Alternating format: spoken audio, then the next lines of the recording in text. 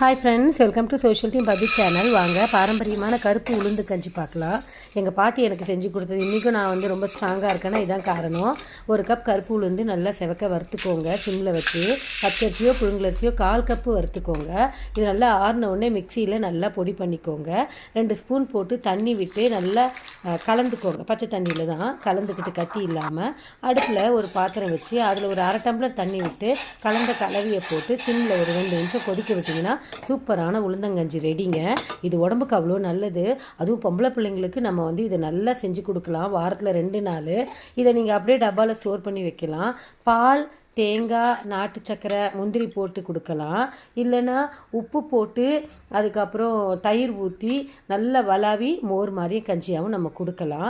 So பொம்பளை பசங்களுக்கு எலும்பு கூடுறதுக்கும் உடம்புல வலு வரத்துக்கும் பாரம்பரியமான கஞ்சிங்க. உங்கள் வீட்டில் பொம்பளை பிள்ளைங்க இருந்துன்னா இதை ட்ரை பண்ணி கொடுங்க. பாய்.